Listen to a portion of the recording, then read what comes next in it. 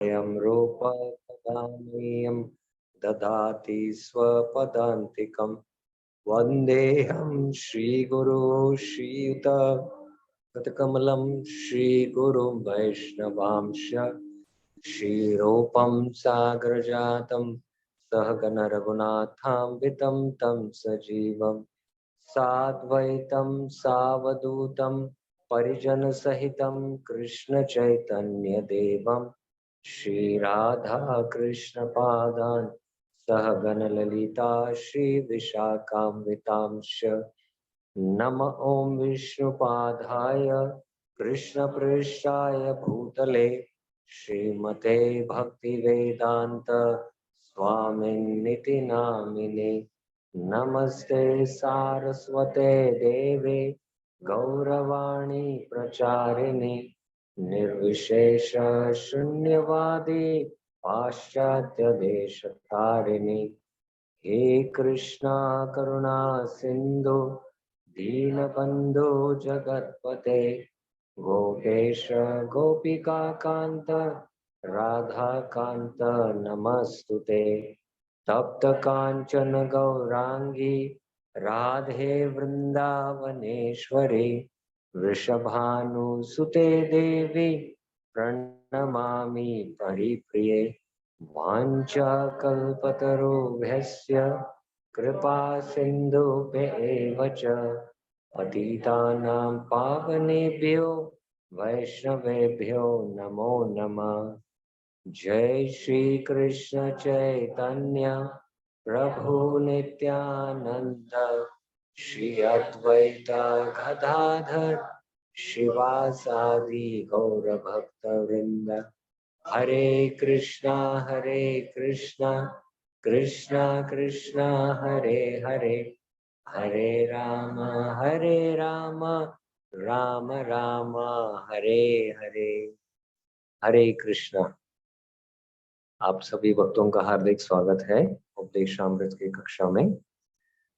कल हमने चौथा श्लोक का चर्चा का आरंभ किया था। क्षमा का जी, कुछ तकनीकी वजह से हमारा लैपटॉप काम नहीं कर रहा है, इसलिए हम स्लाइड्स और वो किताब को ऑनलाइन दिखा नहीं पाएंगे।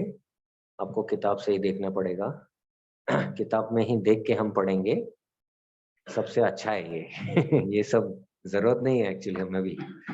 हमें तो किताब से पढ़ाना ही बहुत अच्छा लगता है। किताब और बोर्ड रहेगा बस। जितना हम क्या ये आधुनिक तकनीक के ऊपर निर्भर रहेंगे उतना ही क्या है, कुछ भी गड़बड़ हो सकता है। लेकिन किताब क्या है, बैठ के कहीं भी हम बैठ के पढ़ सकते हैं। एक पेड़ के नीचे भी बैठ के पढ़ सकते हैं हम। तो ये सबसे अच्छा है। तो जो भक्त ऑनलाइन, उनको अपना किताब से ही देखना पड़ेगा। तो कल हम ये चर्चा कर रहे थे कि जो चौथा श्लोक है, षड्विध प्रीति लक्षणम। तो दो बार दूसरे और तीसरे श्लोक में संग त्याग के बारे में वर्णन हुआ था और भक्तों के संग में रहने के लिए कहा था। तो भक्तों के संग में क्या करना चाहिए? भक्तों के संग में ये 6 तरह के आदान प्रदान करना चाहिए। ये प्रीति के लक्षण है। ये प्रीति के लक्षण अगर हम भगवान भक्तों के संग में करेंगे तो ये भी क्या है, ये संकेत है कि हमारा प्रीति किसकी ओर बढ़ रहा है? भगवान की ओर बढ़ रहा है। या तो अथवा ऐसा देख सकते कि भगवान के प्रति प्रीति हमारा कैसा है करके कैसा पता लगेगा? जब हम भक्तों के संग में ये 6 प्रकार के प्रेम के आदान प्रदान करेंगे, ऐसे हमको समझना है। तो कल हमने पहला परिच्छेद पढ़ा। पहला परिच्छेद में श्रील प्रभुपाद ये 6 तरह के प्रेम के लक्षण के बारे में वर्णन करते हैं। पहले 4 परिच्छेद में यही वर्णन प्रभुपाद करते हैं। ये 6 तरह के आदान प्रदान। संक्षिप्त में ये 6 क्या है वो बताते हैं और गुह्यम आख्याति पृच्छति का परिभाषा देते हैं। कल आपने देखा गुह्यम आख्याति पृच्छति का परिभाषा क्या है? अनुभवी व्यक्ति सिखाता है और जो अनुभव व्यक्ति नहीं है वो सीखता है। Experience person speak and an inexperience person hears, ऐसे प्रभुपाद लिखते हैं। जो अनुभवी है वो बोलता है, प्रवचन देता है, जो अनुभवी नहीं है वो श्रवण करके वो सीखता है। ये गुह्यम आख्याति प्रच्युति इसका वर्णन करते हैं। दूसरे परिच्छेद में जैसे मैंने कल वर्णन जिसमें मैं कल वर्णन कर रहा था कि ये जो 6 तरह के आदान प्रदान हैं, ये एक सर्वव्यापी सिद्धांत है, यूनिवर्सल प्रिंसिपल है, सर्वव्यापी सिद्धांत है। अगर एक व्यापारी भी अपना व्यापार बढ़ाना चाहता है तो वो दूसरे व्यापारी मित्र को होटल में बुलाएगा,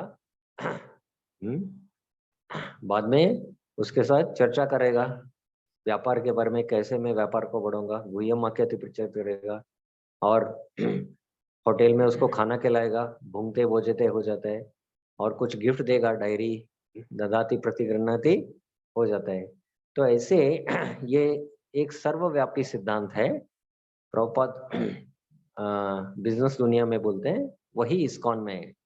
लेकिन इस्कॉन में ये जो 6 तरह के प्रीति लक्षण करने से हमारा जो सुप्त कृष्ण भावनामृत है वो जागृत होता है। नित्य सिद्ध कृष्ण प्रेम कबू साध्य नाय, श्रवण आदि शुद्ध चित्त कौराय उधाय। ये दूसरे परिच्छेद में प्रभुपाद इसका इस श्लोक को प्रमाण के रूप में वर्णन करते हैं। तो यहाँ तक हमने कथा विराम दिया था कल, ठीक है? हाँ, यहाँ ही विराम दिया था ना। तो इसका हमने चर्चा किया, एक उदाहरण दिया कि नित्य सिद्ध कृष्ण प्रेम हर एक के हृदय में।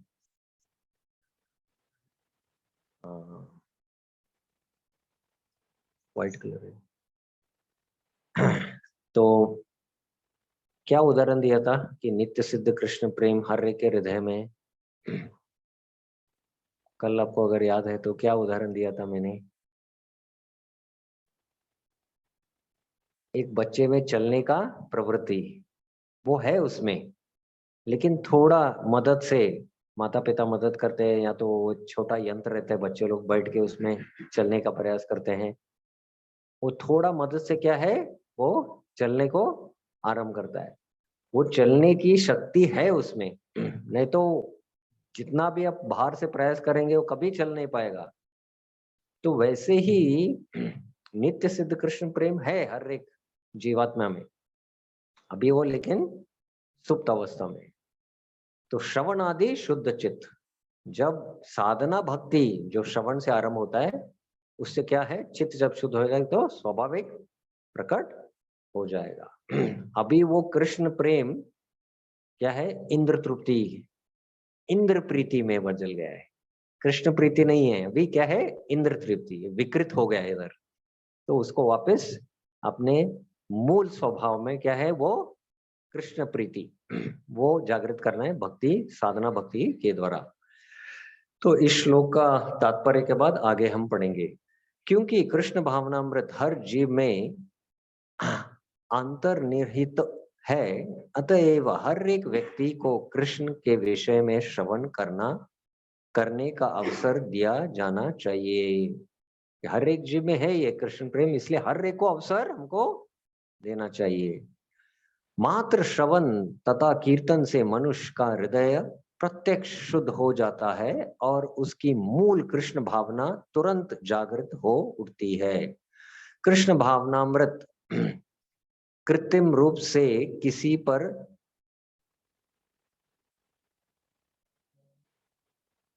डाला रहना चाहिए ना, ताला,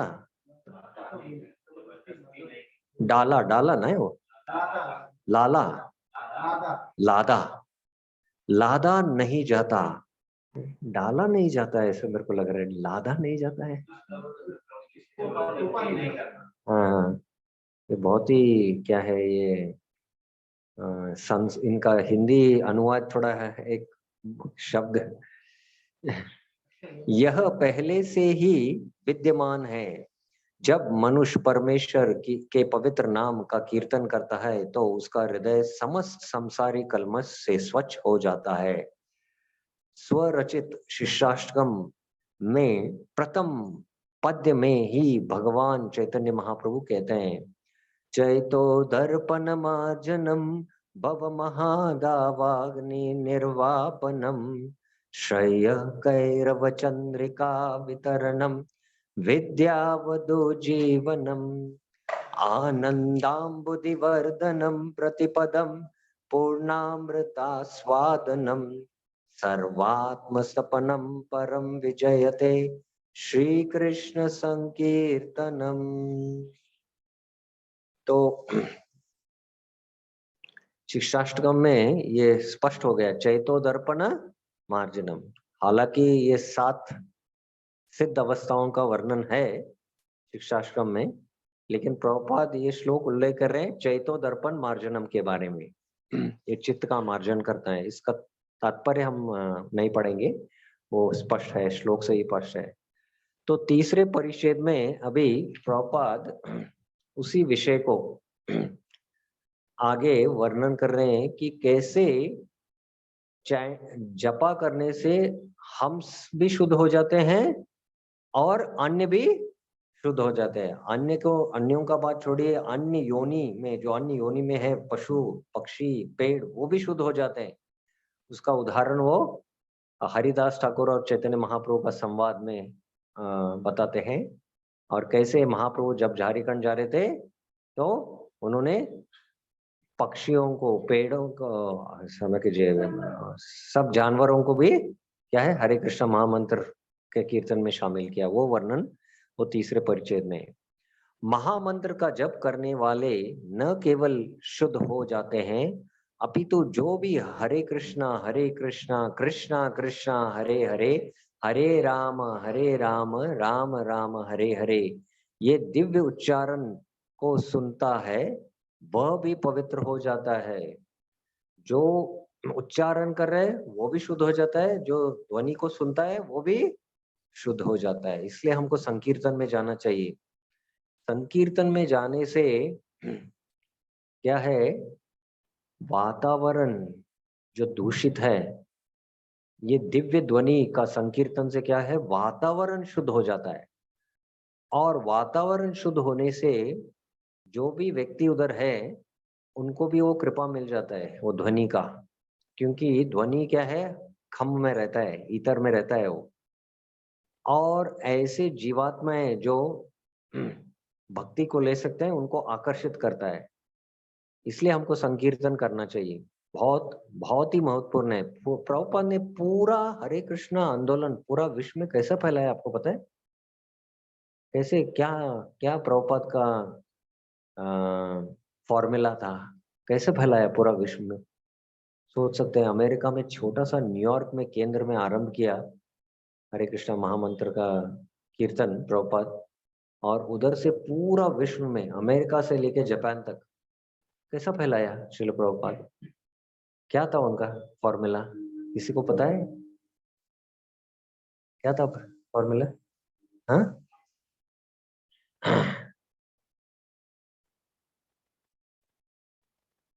क्या फॉर्मूला, एग्जैक्ट क्या फॉर्मूला इस्तेमाल किया प्रभुपाद ने? प्रभुपाद खुद कीर्तन करते थे हरे कृष्ण महामंत्र, और उनके कुछ लोग जुड़ गए, और प्रभुपाद ने उनके शिष्यों को क्या है, बाहर भेजा संकीर्तन के लिए। संकीर्तन करते थे भक्त लोग हरे कृष्ण महामंत्र का, और बुक वितरण करते थे। और इसके द्वारा क्या है, पूरा पूरा विश्व में क्या है, फैलाया है।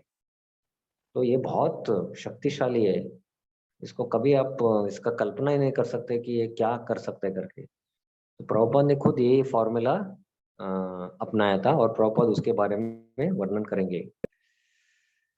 तो जो सुनते हैं वो भी पवित्र हो जाते हैं, यहाँ तक कि निम्न पशु, कीड़े, पौधे तथा अन्य योनियों के शरीर में बद्ध हुए जीव भी दिव्य ध्वनि को सुनकर शुद्ध होकर कृष्ण भावना भावित बनने के लिए तैयार हो जाते हैं। तो देखिए, अभी इधर हम कीर्तन कर रहे हैं, भगवान का मंगल आरती में कर रहे हैं, गुरु पूजा में कर रहे हैं, संडे के क्लास में कर रहे हैं, तो आसपास जो पौधे हैं ना, वो भी ये ध्वनि सुन रहे हैं, और वो ध्वनि सुन के वो भी शुद्ध हो रहे हैं। और पता नहीं अगले योनि में ये जो पेड़ है मनुष्य योनि जन्म लेके इधर ही ज्वाइन हो जाएंगे आपके केंद्र में। तो ये है और ये हो रहे हमको दिखाई नहीं देगा, लेकिन ये महाप्रभु और हरिदास ठाकुर के संवाद में है। तो जब महाप्रभु ने पूछा कि ये जो यवन लोग है इनका उद्धार कैसा होगा, हाँ राम से उनका उद्धार हो जाएगा, बोला हरिदास ठाकुर ने, उस सिद्धांत के रूप में स्थापित किया भी वो। तो अभी महाप्रभु ने प्रश्न किया कि ये जो नीचे के योनि में है, ये तो उच्चारण भी नहीं कर सकते हैं, महामंत्र बोल भी नहीं सकते हैं, वो तो हाराम तो बोल दिया उन्होंने, तो ये उच्चारण भी नहीं कर सकते, ये जो अन्य योनि निम्न योनि में है उनका उद्धार कैसा होगा। उनका उद्धार तो आसानी से हो जाएगा, हरिदास ठाकुर कहते हैं। कैसे हो जाएगा? आसानी से हो जाएगा। कैसे? जब भक्त लोग उच्च कीर्तन करेंगे। तो उच्च कीर्तन करना चाहिए हमको, संकीर्तन, ये बहुत महत्वपूर्ण है।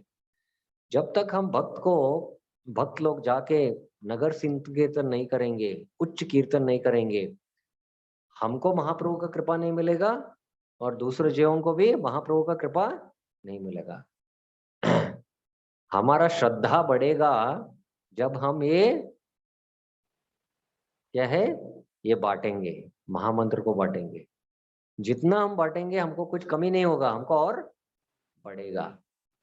तो इसलिए ये बहुत महत्वपूर्ण है कि हमको ये संकीर्तन करना चाहिए। इसकी व्याख्या उस समय ठाकुर हरिदास ने की जब श्री चैतन्य महाप्रभु ने उसे पूछा था कि मनुष्य के नीचे के जीव किस तरह भव बंधन से मुक्त हो सकते हैं। हरिदास ठाकुर ने बताया कि भगवान नाम का कीर्तन इतना शक्तिशाली है कि यदि कोई जंगल के सुदूर भागों में भी कीर्तन करता है तो वृक्ष तथा पशु भी ध्वनि के श्रवण मात्र से कृष्ण भावनामृत में प्रगति करेंगे। देखिए मैंने जो बोला है इधर वाक्य प्रमाण है। इसे श्री चैतन्य महाप्रभु ने स्वयं ही वास्तव में सिद्ध कर दिखाया। जब वे झारखंड के जंगल से होकर गुजर रहे थे, उस समय सिंह, सांप, हिरन तथा अन्य सारे जीव सहज वैर त्याग कर संकीर्तन कर और नाचने लगे थे। निस्संदेह हम श्री चैतन्य महाप्रभु के कार्यकलापों का अनुकरण नहीं कर सकते, लेकिन हमें उनके चरण चिन्हों पर तो चल सकते हैं। हम में इतनी शक्ति तो नहीं है कि सिंह, सांप, कुत्तों तथा बिल्ली जैसे निम्न पशुओं को मोहित कर ले या उन्हें नाचने के लिए प्रेरित कर सकें, लेकिन भगवान के पवित्र नामों का कीर्तन करके विश्व भर के बहुत से लोगों को कृष्ण भावना भावित तो बना ही सकते हैं। तो महाप्रभु ने क्या है, झारखंड में तो साक्षात ये लीला करके दिखाया। शेर और हिरन जो है सर्वसाधारण क्या है, वैरी है। तो लेकिन जब महाप्रभु कीर्तन कर रहे थे तो शेर भी अपना हाथ उठा के कीर्तन कर रहे थे और हिरन भी हाथ उठा के कीर्तन कर रहे थे, और दोनों हाथ, हिरन के 2 हाथ, शेर के हाथ, दोनों हाथ हमें हाथ मिला के चुम्बी दे रहे थे जो एक दूसरे को काटने के लिए रखते थे। तो ये महाप्रभु कर सके। तो प्रभुपाद क्या कह रहे हैं, कम से कम ये हम तो नहीं कर सकते हैं, लेकिन मनुष्यों को तो प्रचार कर सकते हैं तो मनुष्यों को हमको प्रचार करना चाहिए, ऐसे महाप्रभु प्रभुपाद कह रहे हैं। तो वैसे मैं कल कह रहा था कि हमारे बहुत सारे आचार्य थे जिन्होंने पशुओं को भी क्या है दीक्षा देके वो भी महामंत्र का जप करते थे। तो 50 साल पहले का बात है, बरसाना में एक महात्मा थे, साधु, उनका एक शिष्य शेर था। कौन था? शेर नहीं, टाइगर को क्या बोलते हैं? हाँ, बाघ। बाघ था।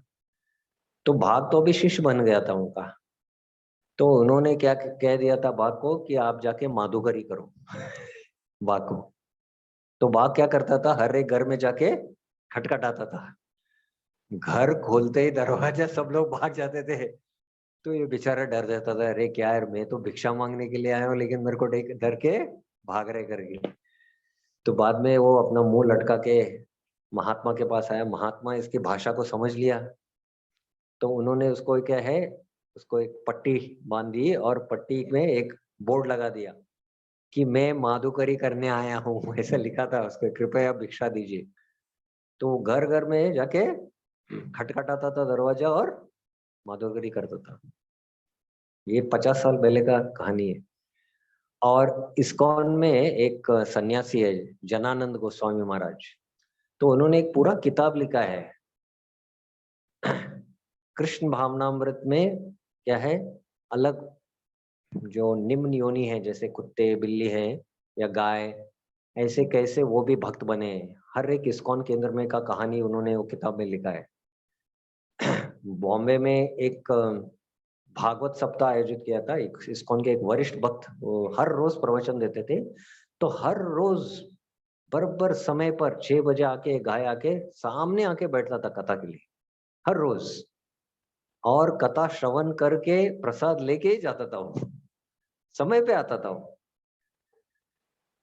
हमारे मंदिर में भी एक कुत्ता बराबर श्रृंगार दर्शन के समय आके वो जो स्वीट राइस है ना, वो स्वीट राइस देने के बाद चला जाता था। वो रुकता था उधर ही, जो जब तक कोई भक्त लाके स्वीट राइस नहीं देगा तब तक वो उधर से जाता नहीं था, तो बाद में वो चला जाता था।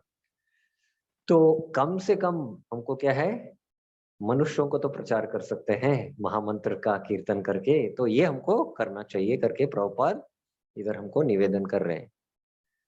भगवान नाम का जप करना या उसका प्रचार करना योगदान का अथवा दान का एक भव्य उदाहरण है, ददाती सिद्धांति सिद्धांत। तो अभी प्रभुपाद मूल विषय पर आ रहे हैं। तो क्या है, 6 तरह के आदान प्रदान। पहले में ददाती प्रतिगृहणाति, ददाती मतलब देना। तो सबसे महत्वपूर्ण भेंट हम क्या दे सकते हैं सब बच्चियों को, महामंत्र। इसलिए हमको महामंत्र का संकीर्तन करना है, ये ददाती है हम। तो हम जब ऐसा कीर्तन करेंगे तो लोग श्रवण करेंगे, तो बाद में कोई तो आएगा हमारे कीर्तन पार्टी के पास, तो उसको बाद में प्रसाद दे के मंदिर को उसको आमंत्रित, तो वो स्वीकार करेगा ये। तो ऐसे ही लोग क्या है, स्वीकार करते हैं। ददाती भी हो गया, दूसरा क्या हो गया, प्रति गृहणाति। तो देखिए प्रभुपाद ये हमको दे रहे हैं। इसी संकेत से प्रतिगृहणाति सिद्धांत का भी पहला पालन करना चाहिए और दिव्य उपहार को प्राप्त करने के लिए तैयार तथा सहमत होना चाहिए। उसे कृष्ण भावनामृत आंदोलन के विषय में पूछताछ करनी चाहिए और इस भौतिक जगत की स्थिति को समझने के लिए अपना मन खुला रखना चाहिए। इस प्रकार गुह्यम आख्याति पृच्छति सिद्धांत का पालन किया जाता है। तो देखिए, पहले ददाती हो गया, कोई एक व्यक्ति स्वीकार करने के लिए थोड़ा तैयार हो जाता है, आपको सतर्क रहना चाहिए कि कौन व्यक्ति तैयार है। तो बाद में उसको क्या है, मंदिर को आमंत्रण करना चाहिए हमको। दत्ताती प्रतिगृहणाति हो गया, तो मंदिर को आमंत्रण करने के बाद क्या हो जाएगा, गुह्यम आख्याति पृच्छति, प्रवचन सुनेगा, बाद में प्रश्न करेगा, बाद में प्रवचन के बाद क्या है, महाप्रसाद है, भुंगते भोजते चैव। तो 6 सिद्धांतों का क्या है, हर समय हम इनका इसी के ऊपर पूरा इस्कॉन स्थापित है। ये 6 प्रीति के लक्षण का, 6 प्रीति के लक्षण के ऊपर।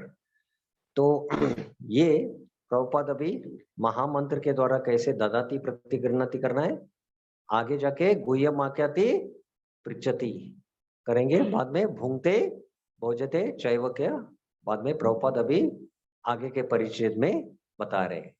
पूरा चौथा परिच्छेद जो है भुंगते भोजते चैव के बारे में वर्णन करेंगे, कैसे ये 6 प्रीति के लक्षण के लिए इस्कॉन स्थापित हुआ है।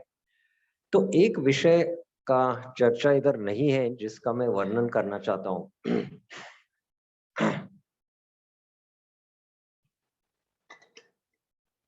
गुह्यम आख्याति पृच्छति।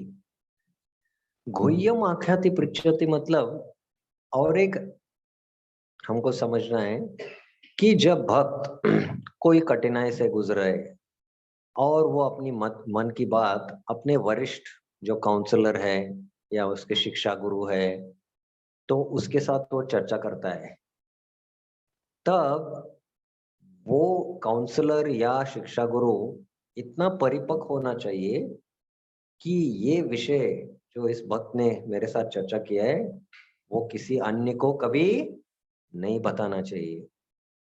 इससे क्या हो जाता है, विश्वास टूट जाता है। ये बहुत महत्वपूर्ण है ये विषय। और बहुत सारे मतभेद भक्तों के संग में आता है, भक्तों के संग में आता है जब हम ऐसे गोपनीय बात को क्या है, हम अपने हृदय में ही नहीं रखते और किसी मित्र को बोल देते हैं, वो मित्र किसी और को बोलता है और वो क्या है, वो भक्त को बोल देता है और भक्त को क्या हो जाता है, नाराज होता है। अरे मेरे हृदय का बात मैंने इनको बताया था, इसको कैसा पता लग गया ये विषय के बारे में जो चर्चा किया, तो और नाराज हो जाता है वो। तो ये बहुत महत्वपूर्ण है। कन्फाइड, इंग्लिश में कन्फाइड करके आ जाता है सर, कॉन्फेस करते हैं ना, कन्फाइड बोलते हैं उसको, कन्फाइड। तो वो कॉन्फिडेंशियल रखना चाहिए, गोपनीय रखना चाहिए वो विषय को। और वो भक्त परिपक्व है क्या नहीं, मेरा भक्त गोपनीय रखेगा क्या नहीं, ये जो बोलने वाला है ना उसको भी थोड़ा जांच करना चाहिए। और ऐसे अगर भक्त हमको मिलते हैं तो हमारा क्या है, पूरा भक्तिमय जीवन क्या है, हम भक्ति में स्थिरता से भक्ति का अनुशीलन कर सकते हैं। ऐसा एक भक्त मिल गया तो भी, ऐसे परिपक्व भक्त जिससे हम क्या है, खुला से हमारा हृदय का बात उसको बता सकते हैं जो हमारे हृदय में चल रहा है। और ऐसे 2-3 मित्र आपको मिल गए, अपने सहभागी मित्र हो सकते हैं, वरिष्ठ भी हो सकते हैं, तो हमारा आध्यात्मिक जीवन बहुत अच्छी तरह से जा सकता है। ये बहुत महत्वपूर्ण है और ये बहुत आवश्यक है। इसलिए हम साधकों को भी ये शिक्षा लेकर, भक्ति के सिद्धांतों को समझकर ये शिक्षाएं देना चाहिए अन्यों को, ताकि भक्ति का प्रचार हो सके। तो ये गुह्यम आख्याति प्रचिति का एक बहुत महत्वपूर्ण विषय है जिसका मैंने चर्चा किया। तो चौथे परिच्छेद में जैसे मैं वर्णन कर रहा था अभी, प्रभुपाद ये कैसे 6 प्रीति के लक्षण इस्कॉन में कैसे होते हैं उसका वर्णन करते हैं। विशेषता भुंगते भोजते चैव। अंतरराष्ट्रीय कृष्ण भावनामृत संघ के सदस्य हर रविवार को जब अपनी अपनी शाखाओं में प्रीति भोज का आयोजन करते हैं, तब वे संघ के सारे सदस्य तथा समर्थकों के साथ साथ भोजन करने के लिए आमंत्रित करते हैं। इसमें रुचि लेने वाले अनेक लोग प्रसाद ग्रहण करने आते हैं और जब भी संभव होता है वे संघ के सदस्यों को अपने घर बुलाकर प्रचुर प्रसाद प्रदान करते हैं। इस तरह संघ के सदस्य तथा सामान्य जनता दोनों ही लाभान्वित होते हैं। लोगों को चाहिए कि वे तथाकथित योगियों, ज्ञानियों, कर्मियों तथा परोपकारी लोगों की संगति त्याग दें, क्योंकि इस संगति से किसी को कोई लाभ नहीं मिलता।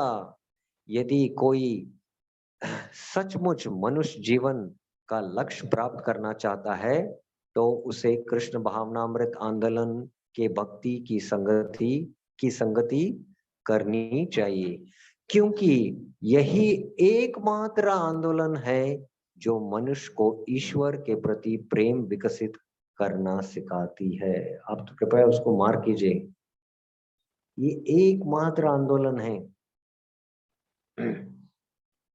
जिससे हम क्या है, हम कृष्ण के साथ संबंध स्थापित कर सकते हैं, भक्ति के द्वारा अभिदय कर सकते हैं और प्रेम प्रयोजन प्राप्त कर सकते हैं। ये एकमात्र आंदोलन है।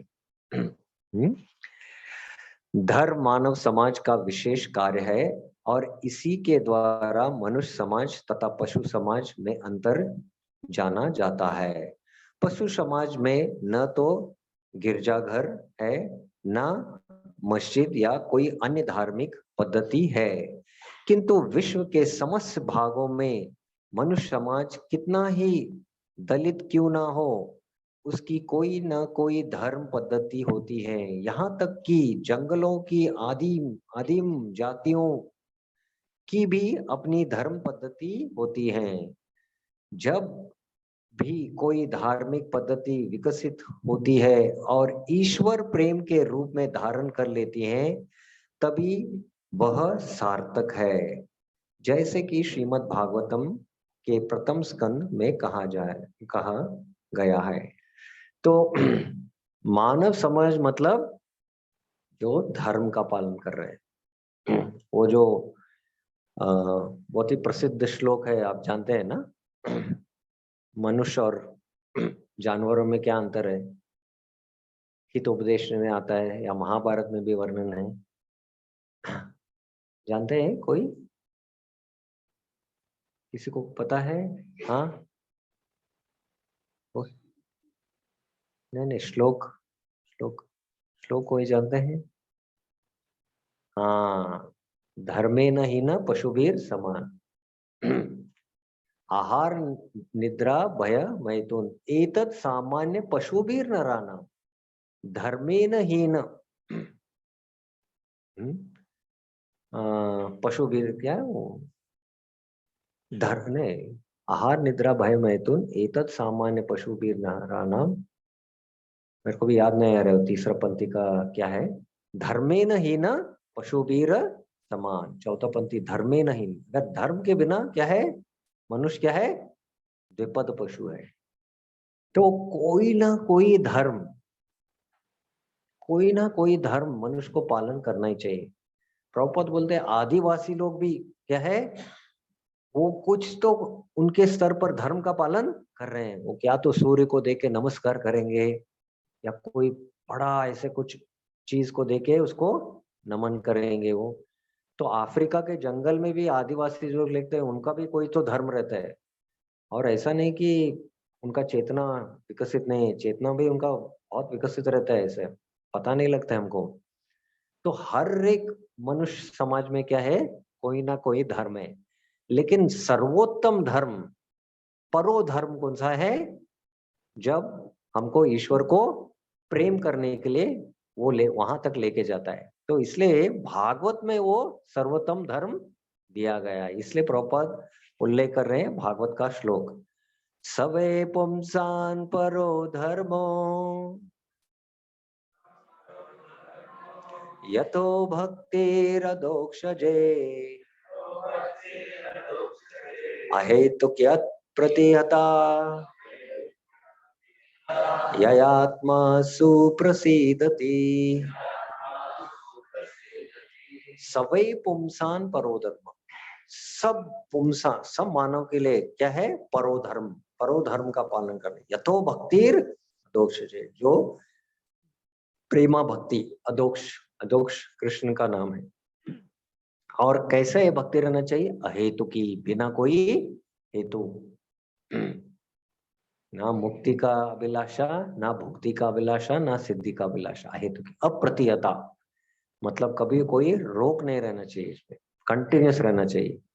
और यही क्या है, यह आत्मा सुप्रसिद्ध, यही आत्मा को सुप्रसिद्ध आनंद देता है। तो ये श्लोक प्रभुपाद उदित करते हैं कि सर्वोत्तम धर्म कौन सा है।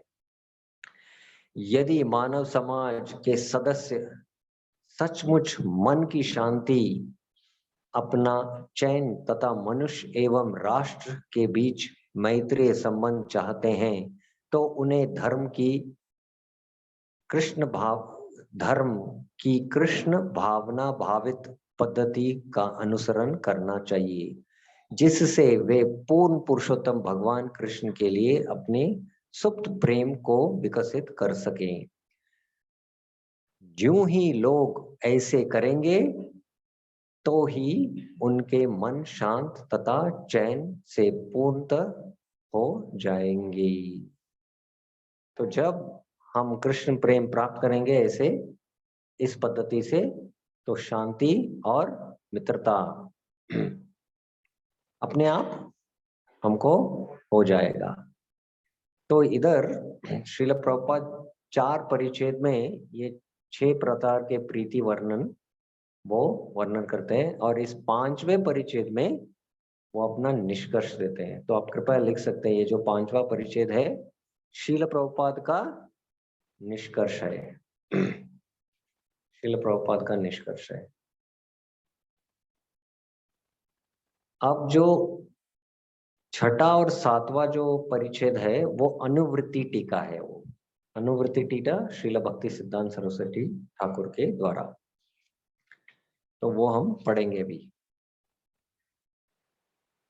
इस और श्रील भक्ति सिद्धांत सरस्वती ठाकुर ने कृष्ण भावनामृत आंदोलन का प्रचार प्रसार करने में लगे हुए सारे भक्तों को सचेत किया है कि वे उन निर्विशेष मायावादियों से नहीं बोले जो ऐसे आस्तिक आंदोलन का विरोध करने के लिए सदैव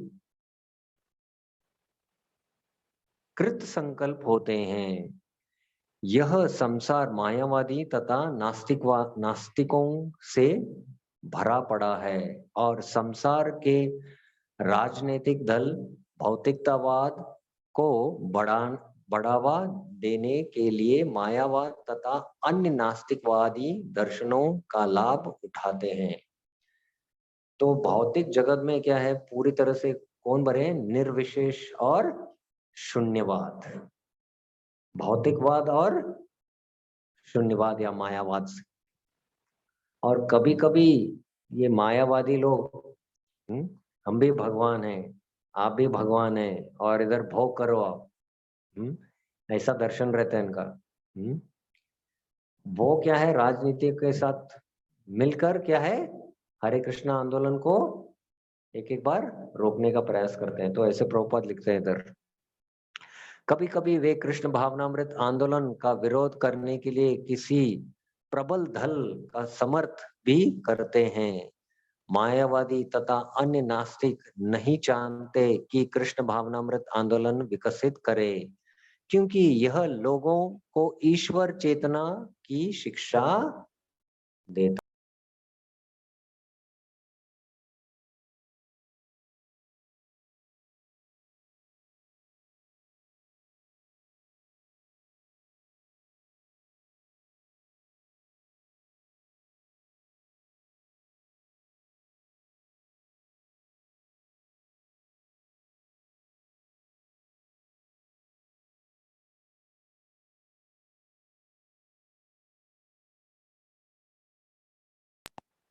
ईश्वर चेतना का शिक्षा देता है, इसके लिए उनको डर है। तो इसलिए वो रोकना चाहते हैं। नास्तिकों की यही नीति है। सांप को दूध पिलाने से नहीं, सांप को दूध पिलाने तथा केला खिलाने से कोई लाभ नहीं होता, क्योंकि सांप कभी भी तुष्ट नहीं होगा, अपितु दूध तथा केला खाकर वह और भी विषैला बन जाता है। केवलम विषवर्धनम। यदि सांप को दूध पीने के लिए दिया जाए तो उसका विष बढ़ता है, बढ़ता ही है। इस कारण से हमें मायावादी तथा कर्मी रूपी सर्प के समक्ष अपने मन की बात प्रकट नहीं करनी चाहिए। इस तरह दिल के प्रकटीकरण से कोई लाभ नहीं होगा। ये तो शिक्षा हमने पढ़ा था संग त्याग में भी। हमारा हृदय भौतिकवादियों को कभी रिवील नहीं करना चाहिए, बताना नहीं चाहिए। गुह्यमा के अति प्रचिति उनके साथ नहीं करना चाहिए। वो बंदर और मगरमच्छ का भी हमने कहानी बताया था। तो ऐसे ही मायावादियों का बहुत स्पष्ट रूप में इधर भक्ति सिद्धांत सरस्वती ठाकुर अपनी टीका में बता रहे हैं, मायावादियों के साथ बहुत दूर रहना चाहिए। और मैंने अनुभव भी किया है कि ऐसे 2-3 जगह में गया था प्रवचन के लिए। एक था जो चार्टर्ड अकाउंटेंट्स रहते हैं ना, क्या बोलते हैं पता नहीं हिंदी में चार्टर्ड अकाउंटेंट्स को, सीए, चार्टर्ड अकाउंटेंट्स, उनका एसोसिएशन का कुछ फंक्शन था, तो उधर प्रवचन के लिए गया था। तो उधर प्रवचन के बाद एक मायावादी मिले, वो भी एक चार्टर्ड अकाउंटेंट थे, लेकिन वो कुछ अपना सिद्धांत प्रस्तुत करने के लिए मेरे साथ आके वाद विवाद करने लगे। मैं चुप बैठ गया, क्योंकि इनके साथ वाद विवाद करके कुछ फायदा नहीं है। तो ऐसे लोगों के साथ क्या है, दूर रहना चाहिए, क्योंकि उनका मायावाद दर्शन जो है ना इतना भयानक है। एक बार किसी ने मायावाद दर्शन सुन लिया तो महाप्रभु ने क्या कहा पता है आपको शिक्षा में, चैतन्य चरितमृत, मायावादी कृष्ण अपराधी। और भक्ति विनोद ठाकुर कहते हैं कि यदि कोई महाभागवत भी है, महाभागवत है, भक्ति में स्थित है, अगर वो मायावादी दर्शन सुनेगा ना तो उसका भी पतन हो सकता है। तो इसलिए भक्ति सिद्धांत सरस्वती ठाकुर इधर सतर्क कर रहे हैं हमको कि मायावादियों से दूर रहना चाहिए। उनको अगर उनके उनको उनके पास संग में करेंगे मतलब सर्प को क्या है, दूध और केला खिलाने के बराबर है। उसका जहर बढ़ेगा और वो डसेगा हमको, इसलिए इनके साथ दूर रहना चाहिए और उनको हमारा हृदय का बात कभी बोलना नहीं चाहिए। अतः उनकी संगति से पूरी तरह बचना ही बेहतर होगा और उनसे कोई रहस्यात्मक बात नहीं पूछनी चाहिए, क्योंकि वे कभी भी अच्छी सलाह नहीं दे सकते हैं। तो हृदय का बात नहीं खुलना चाहिए, कुछ पूछना भी उनसे नहीं चाहिए।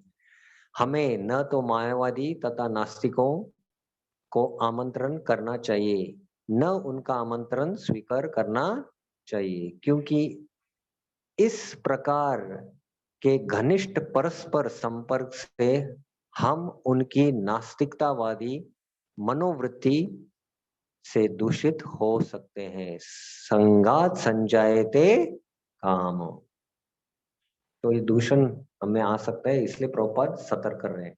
और जैसे मैंने बताया ना, चैतन्य चरितमृत में प्रभुपाद एक तात्पर्य में वर्णन करते हैं, मायावादी अगर कोई महाभागवत भी है, मायावादी का क्या है, संपर्क में आ जाता है, उसके संग के वजह से उसका क्या है, उसका भी पतन हो सकता है। इसलिए मायावादी कृष्ण अपराधी। यह इस श्लोक की निषेधाज्ञा है कि हमें मायावादी तथा नास्तिकों से कुछ भी लेना देना देने से दूर रहना चाहिए। श्री चैतन्य महाप्रभु ने भी यही सचेत किया है, विषय अन्न खाए लो दुष्ट होय मन। संसारी लोगों का बनाया हुआ भोजन करने से मनुष्य का मन दुष्ट हो जाता है। यदि मनुष्य अत्यंत उन्नत नहीं है तो वह कृष्ण भावनामृत आंदोलन को आगे बढ़ाने में सब के योगदान का उपयोग करने में समर्थ नहीं होता। तो ये भी देखिए बहुत स्पष्ट प्रभुपाद दे रहे हैं, जब तक आप भक्त बहुत उन्नत नहीं है तब तक क्या है, आप दूसरों को भक्त नहीं बना सकते। तो श्रील प्रभुपाद बहुत स्पष्ट अपने प्रवचनों में और आगे के श्लोक में आएगा कि हमको कनिष्ठ स्तर में ज्यादा समय तक नहीं रहना चाहिए बोलते, जल्दी से हमको मध्यम स्तर के अवस्था पे आ जाना चाहिए। और एक मध्यम अधिकारी क्या है, प्रचार कर सकता है। एक मध्यम अधिकारी ही प्रचार कर सकता है और भक्तों को बना सकता है। तो इसलिए प्रभुपाद इधर स्पष्ट कर रहे हैं ये भी बात और एक बार। अतएव सिद्धांत के तौर पर किसी को मायावादी या नास्तिक से दान नहीं लेना चाहिए। तो मायावादी और नास्तिकों से भी दान नहीं लेना चाहिए।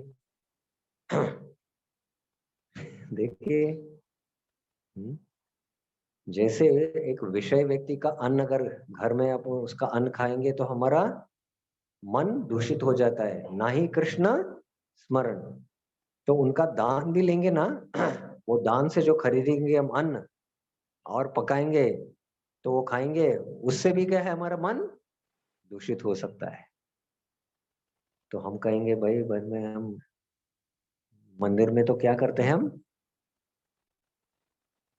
हम जाके दान लेते हैं लोगों से, लेकिन आपको पता नहीं है रहस्य कि जो हम लेते हैं वो सब पुण्यवान है। वो दान भी दे रहे हैं, मतलब उनके हृदय में थोड़ा भक्ति है। और वो आपको देखते ही क्या बोलते हैं, हरे कृष्णा। तो भगवान का नाम लिया ना उन्होंने, तो भक्ति कर रहे हैं, तो जल्दी जल्दी जुड़ जाएंगे। तो वो जो दान दे रहे हैं, वो दान आप लेके आके इधर गौर निताई को अर्पण कर रहे हैं, तो उनका भक्ति का पूंजी क्या है, बढ़ रहा है। तो ऐसे ऐसे लोग जो पुण्यवान हैं उनके पास जाके क्या है, दान देना चाहिए। एक बार एक मंदिर में ऐसा प्रस्ताव आया था। आपको अजब लगेगा ये सुन के। एक ब्रह्मचारी को एक जो क्या है, शराब बेचते हैं ना, उसके मालिक के एसोसिएशन के प्रेसिडेंट मिले। वो तो बहुत अमीर है क्योंकि शराब बेचते हैं, पता है। तो वो क्या है, उन्होंने प्रस्ताव दिया कि हम बहुत सारा दान देना चाहते हैं। हम सब मिलके, हम सब जो शराब के दुकान है ना, सब मिलके दान देना चाहते हैं। तो ये ब्रह्मचारी जाके मंदिर के अध्यक्ष को बताया। तो मंदिर के अध्यक्ष ने बोल दिया, क्या, नहीं, हमको उनका दान नहीं चाहिए। लेकिन उनको ना कैसा करना चाहिए, उसके लिए भी कुछ क्या है उपाय उन्होंने सोचा। उनको कहिए कि आपको दान देने का जरूरत नहीं, आप सिर्फ मंदिर में आइए, हमारा एक प्रवचन, आप प्रवचन सुन लीजिए और हमारा प्रसाद मंदिर में स्वीकार कीजिए। तो आ गए वो, आके खुद वो मंदिर के अध्यक्ष ने प्रवचन दिया और सबको प्रसाद दिया, ताकि थोड़े वो प्रवचन सुनने से, प्रसाद लेने से क्या है, उनके भक्ति से संस्कार आ गए ना। तो जब तक वो थोड़ा पुण्यवान नहीं बन जाते हैं, और वो पैसा नो पैसा जो आया है कहाँ से आया है, एक गलत मार्ग से आया है। तो वो पैसा जब हमारे पास आएगा तो हमारा भी बुद्धि भ्रष्ट हो जाता है क्या नहीं? हाँ या ना? हो जाता है, हमको पता नहीं लगता है, इसलिए बहुत सतर्क रहना चाहिए इसके बारे में। तो इसलिए हमको प्रभुपाद इधर स्पष्ट, इधर अगर आप पढ़ेंगे तो स्पष्ट ये हमको आदेश दे रहे हैं।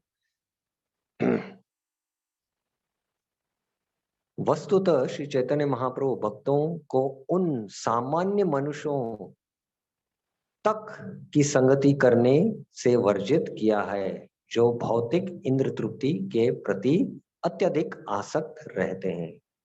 जैसे मायावादी नास्तिक छोड़िए, सामान्य लोगों के साथ भी ज्यादा हमको संग नहीं चाहिए, कि सब लोग इंद्र तृप्ति में ही लगे हैं। तो इसलिए ये ऐसे बता रहे हैं। अभी अगला परिच्छेद निष्कर्ष, अनुवृत्ति का निष्कर्ष है ये। निष्कर्ष यह निकलता है कि हमें सदैव भक्तों के संगति करनी चाहिए, भक्ति के नियामक सिद्धांतों का पालन करना चाहिए, आचार्यों के पद चिन्हों का अनुसरण करना चाहिए तथा गुरु के आदेशों का पूरी तरह से पालन करना चाहिए। इस प्रकार हम अपनी भक्ति तथा सुप्त कृष्ण भावनामृत को विकसित करने में समर्थ हो सकेंगे। ऐसा भक्त जो न तो नवसुखिया है, न महाभागवत है, अत्यंत उन्नत भक्त, अपितु भक्ति की मध्य अवस्था में है, उसे उससे यह आशा की जाती है कि वह भगवान से प्रेम करेगा, भक्तों से मैत्री बनाएगा, अज्ञानियों पर दया करेगा और ईर्ष्यालु तथा आसुरी स्वभाव लोगों का परित्याग करेगा।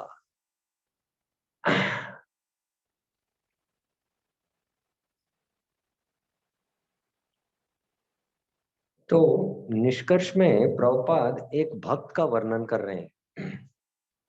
वो भक्त कौन से स्तर पे स्थित है, प्रभुपाद बोल रहे हैं?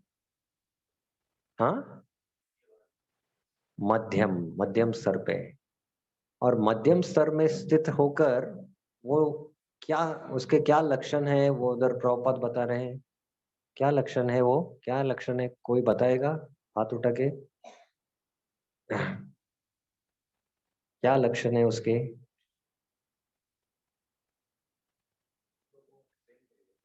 हाँ हाँ, नहीं भक्तों को प्रेम करेगा करके लिखा है। क्या लिखा है? हाँ, भगवान को प्रेम करेगा, भक्तों को। नहीं नहीं, एक ही व्यक्ति प्रभु जी बोल रहे हैं, प्रभु जी हाँ बोले हाँ। भगवान से प्रेम करेगा और हाँ, क्या लिखा है उधर?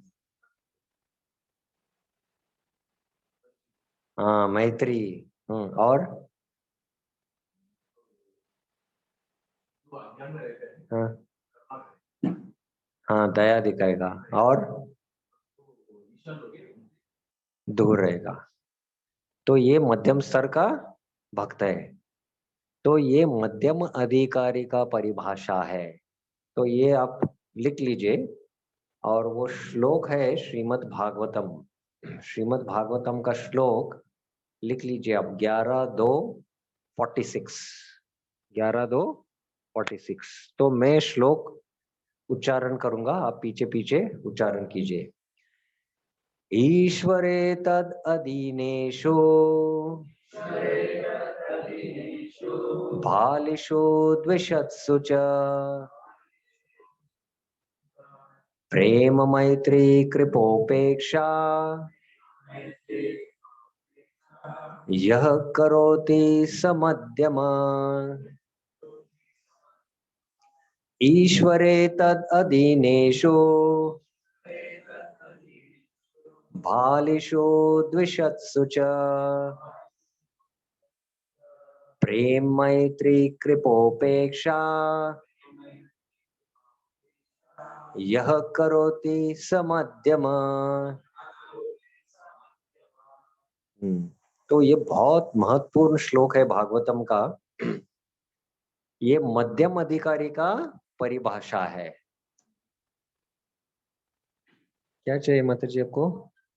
श्लोक नंबर 11:2:46। 11:2:46। आपको कुछ भी जिज्ञासा है तो मुझसे कीजिए। ठीक है। 11:2:46। तो ये मध्यम अधिकारी का लक्षण है। तो ये एक बड़ा विषय है। मध्यम अधिकारी, कनिष्ठ अधिकारी और उत्तम अधिकारी। हाल ही में हम उडुपी में इसका जब एक शिविर ले रहे थे वैष्णव निंदा के ऊपर, तो इसके ऊपर काफी विस्तार में हमने चर्चा किया। तो कल भी इसका चर्चा करेंगे। ये कल का श्लोक वही है इस चर्चा में। तो अभी मैं थोड़ा सा वर्णन करूंगा क्योंकि इधर श्लोक में आया है।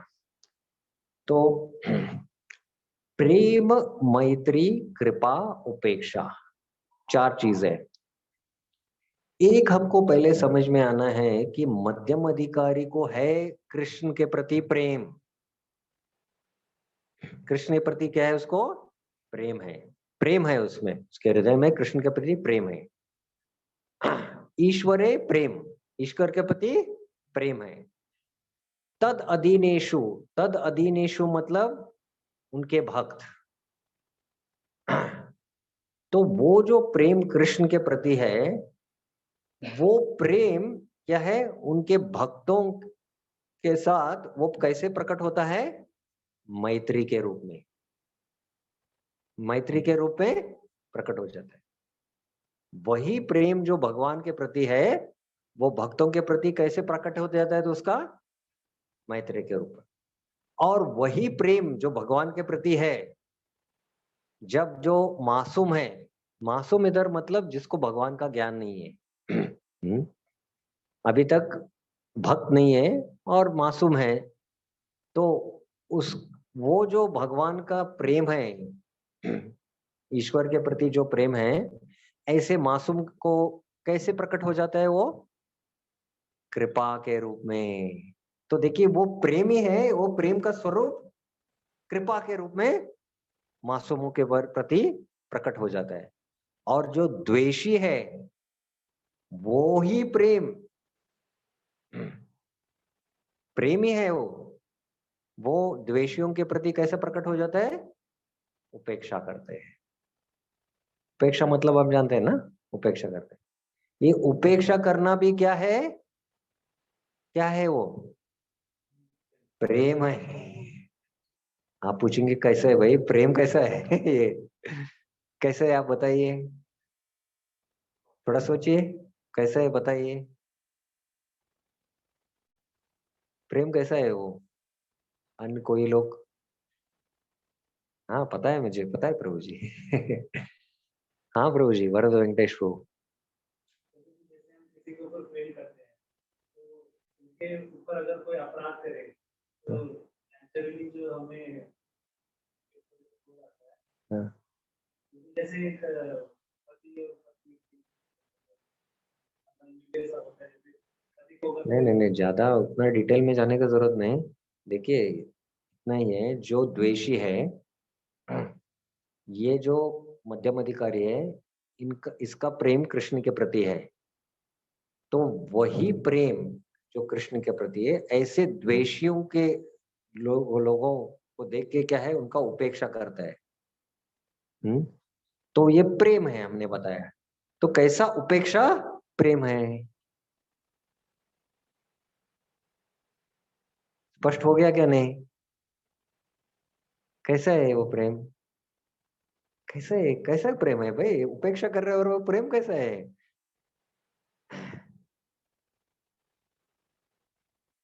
बताइए आप। सरल है?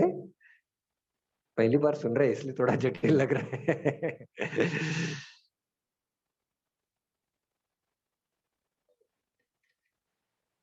कैसा है वो उपेक्षा, कैसा प्रेम है?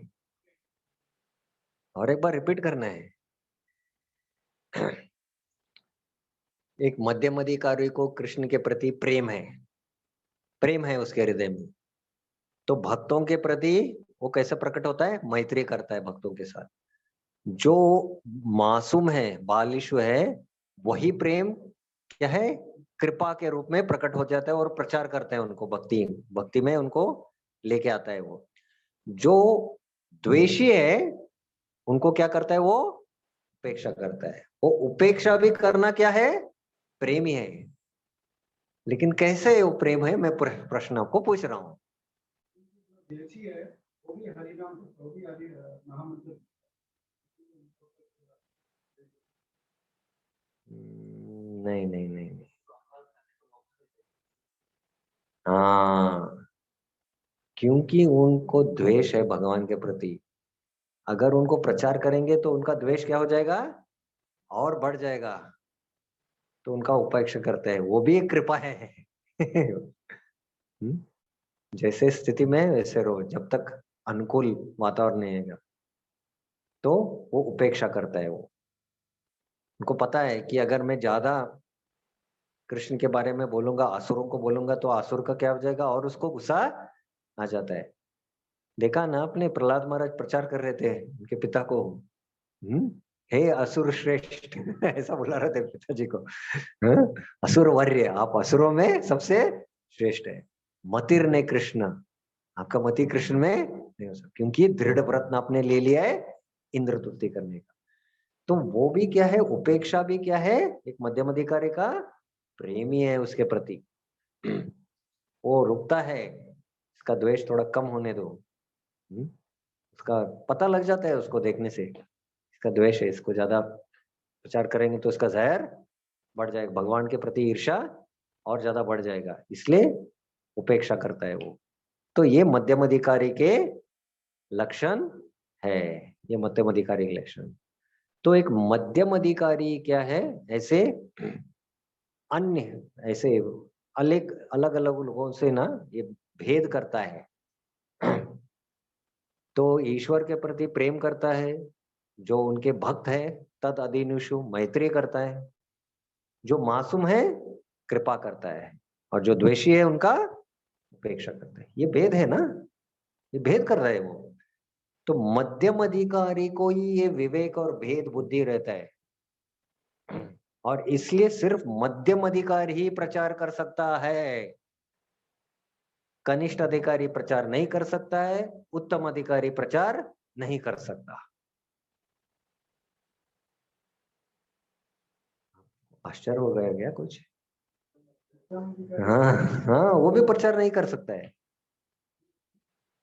क्योंकि वो भी भेद नहीं कर सकता है। हर एक को देखता है कि हर एक भक्त है, मैं ही भक्त नहीं हूँ, वो सोचता है। हर एक क्या है? भक्त है। और कनिष्ठ तो क्या भेद ही नहीं कर सकते, कौन भक्त है कौन अभक्त है उसको पता ही नहीं है, क्योंकि वो अज्ञान में है। तो उत्तम और कनिष्ठ ना लगभग है ना एक जैसे दिखते हैं, लेकिन बहुत अंतर है, बहुत अंतर है, जमीन आसमान का अंतर है। जैसे एक परमहंस महाभागवत है ना, वो पूरी तरह से पागल है कृष्ण प्रेम में। और एक व्यक्ति भी तमोगुण में ना, वो भी पागल है, लेकिन वो पागल क्या है? तमोगुण की वजह से। दोनों ऐसे ही दिखते हैं, ये भी कुछ कपड़ा नहीं पहनता है, वो भी अवधूत है, लेकिन दोनों में बहुत अंतर है ना। तो वैसे ही कनिष्ठ और महाभागवत में वैसा अंतर रहता है। तो कनिष्ठ भी भेद नहीं कर सकता है, और उत्तम भी भेद नहीं करता, प्रेमावेश के कारण भेद नहीं कर सकता है। हर एक को क्या है, क्योंकि हर एक में कृष्ण ही दिखाई देते हैं उसको, हर एक भक्त दिखाई देता है, और उसको खुद वो खुद अभक्त करके सोचता है। तो इसलिए उत्तम अधिकारी को भी, महान भागवत को भी क्या है, उत्तम अधिकारी के स्तर से क्या है, मध्यम अधिकारी के स्तर को आके प्रचार करना पड़ता है।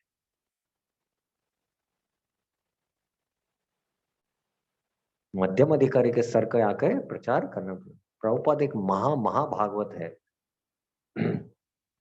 लेकिन वो भी क्या है, मध्यम स्तर पे आकर क्या है, उनको प्रचार करना पड़ता है। तो ये एक विषय है, ये अगला श्लोक में हम विस्तार में चर्चा करेंगे। तो लेकिन ये तीन तरह ऐसा भक्त जो वर्णन हुआ ना, ये ऐसा भक्त कौन है? ये मध्यम अधिकारी भक्त है। ये आप थोड़ा सा नोट कर लीजिए। ईर्ष्यालु तथा आसुरी स्वभाव वाले का परित्याग करता है। इस श्लोक में भगवान से प्रेममय आदान प्रदान करने तथा भक्तों से मैत्री स्थापित करने की विधि का संक्षिप्त उल्लेख है। संक्षिप्त उल्लेख इस श्लोक में किया गया है। ददाती सिद्धांत के अनुसार उन्नत भक्त से आशा की जाती है कि वह अपनी आय का कम से कम 50% हिस्सा भगवान तथा उनके भक्तों की सेवा में व्यय करेगा। कितना? 50%। ये सुन के सबको ना, अरे बाप रे, 50%! किसके बारे में बताया गया है इधर? कौन सा भक्त? उन्नत भक्त। ये एक पहला विषय है। तो ये विषय को लेके ना बहुत सारा चर्चा इस्कॉन में होता है कि कैसे समझे इस श्लोक को रूप गोस्वामी का। तो इसको अलग अलग स्तर में समझना चाहिए हमको। बहुत सारे प्रश्न भी इस विषय में आते हैं। ये सिद्धांत रूप गोस्वामी ने स्थापित किया था।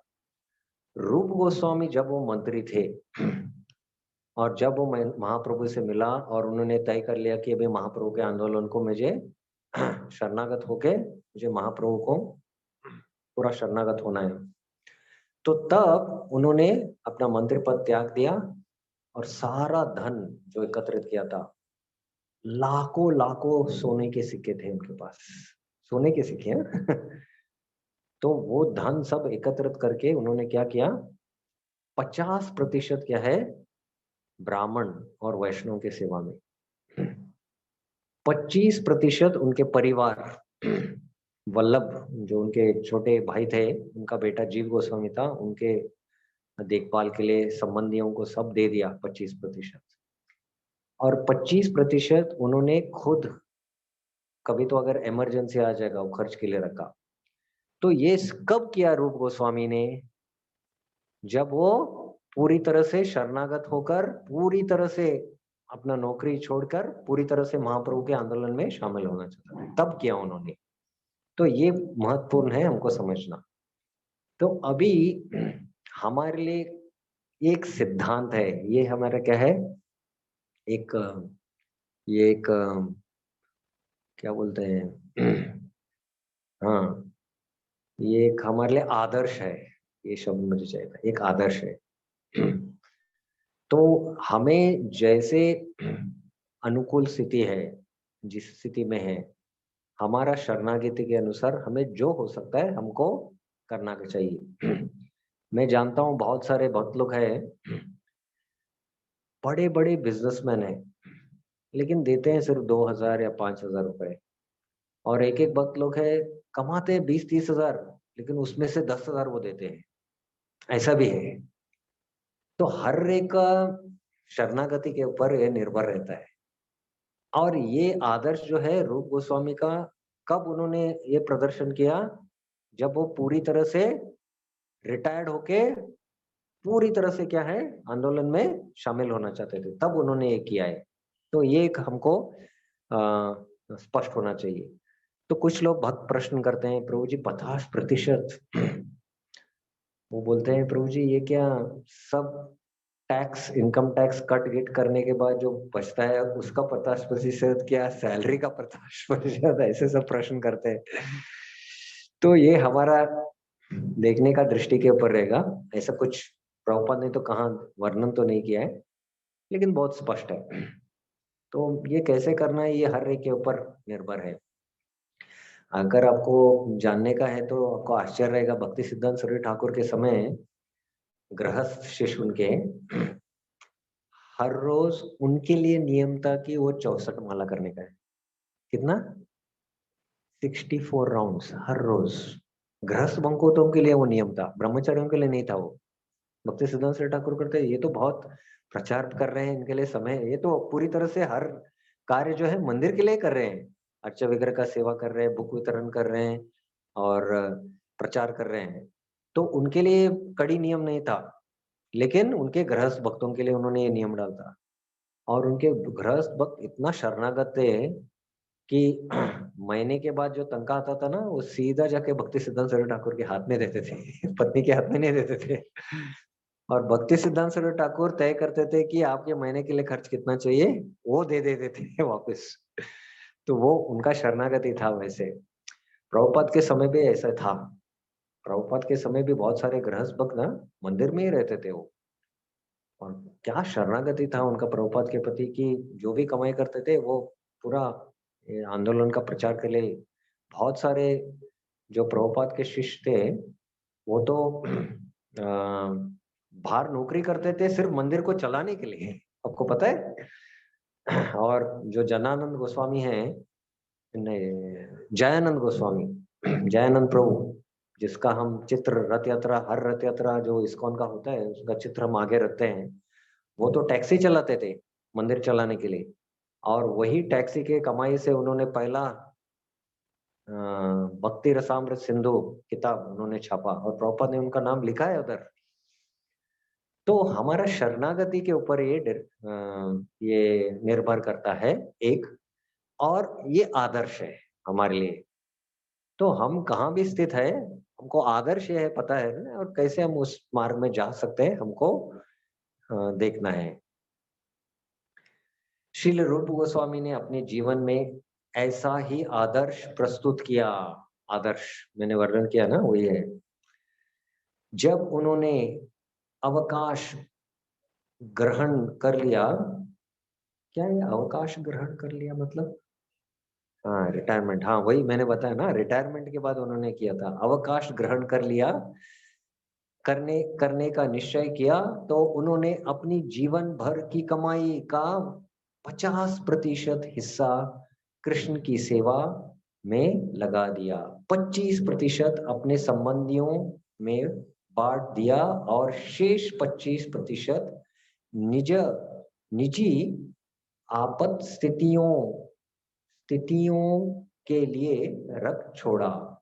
सभी भक्तों को इस उदाहरण का पालन करना चाहिए, प्रभुपाद बोल रहे हैं। तो एक आदर्श है, और रिटायरमेंट के लिए आप प्लान कीजिए ऐसे करके प्रभुपाद कह रहे हैं। चाहे जो भी आय हो उसका 50% कृष्ण तथा उनके भक्तों के लिए खर्च किया जाना चाहिए। इससे ददाती की मांग पूरी हो जाती है। तो बड़ा ही बड़ा आदर्श है। और एक विषय में चर्चा करूंगा इस संबंध में। क्या है ना, हमारे हृदय के अंदर हमारे आसक्तियां हैं।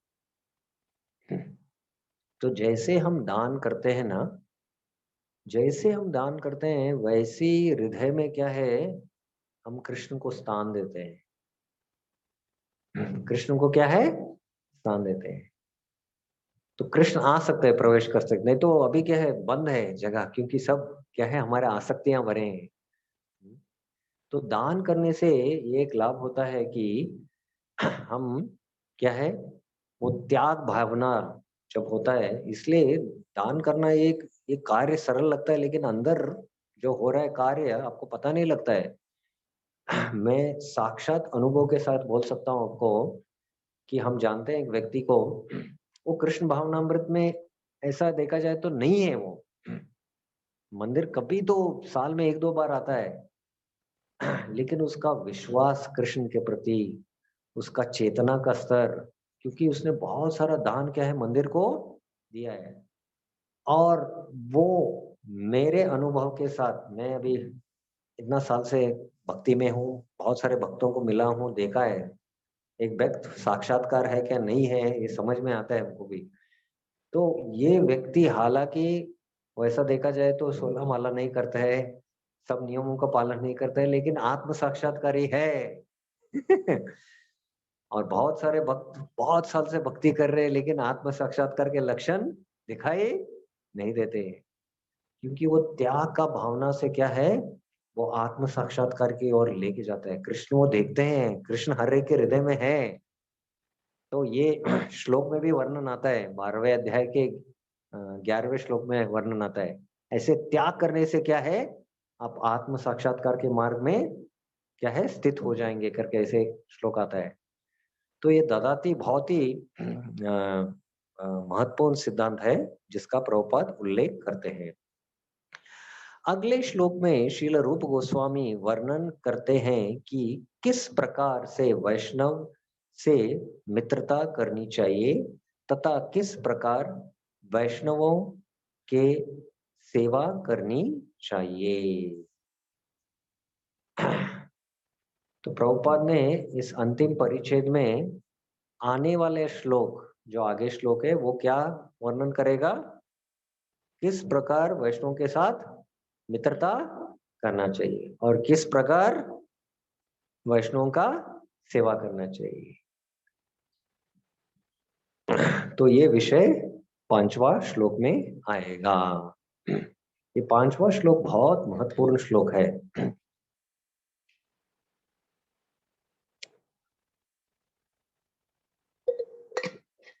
तो आइए हम 5वां श्लोक का चर्चा करेंगे। आपका किसी का टीका टिप्पणी या प्रश्न है ददाती प्रति गृणाति के बारे में? हाँ प्रभु जी।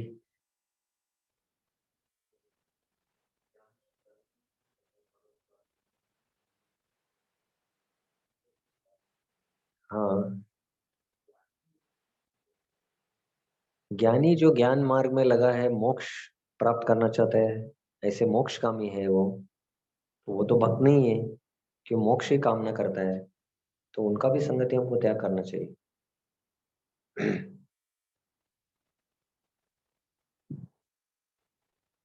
ठीक है ना? और किसी का कोई प्रश्न है?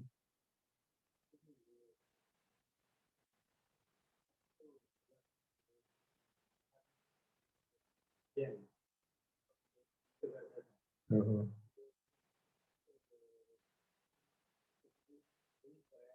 चैतन्य महाप्रभु,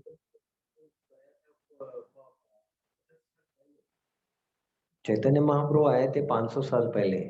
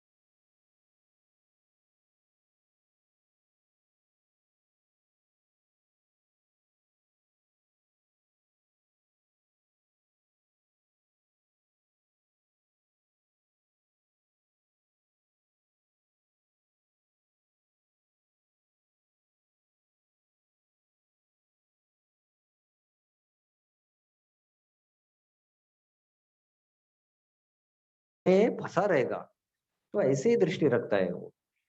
तो दोष तो है, लेकिन हमको क्या है, हमारे खुद के दोष के ऊपर हमको काम करना चाहिए, ये महत्वपूर्ण है हमारे लिए।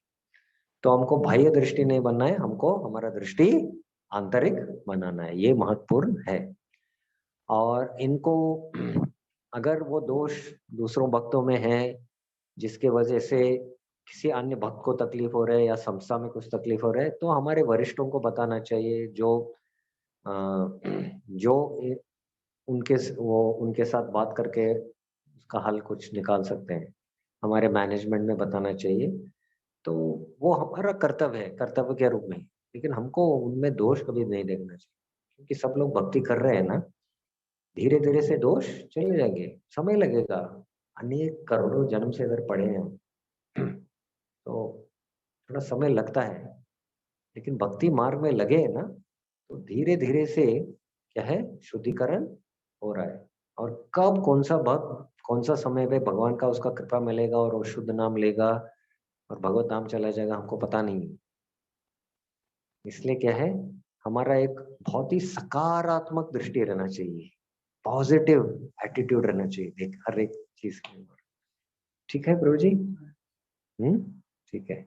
और किसी का टीका टिप्पणी या प्रश्न है? कहाँ से आ गया आवाज है? हाँ बोलिए प्रभु जी।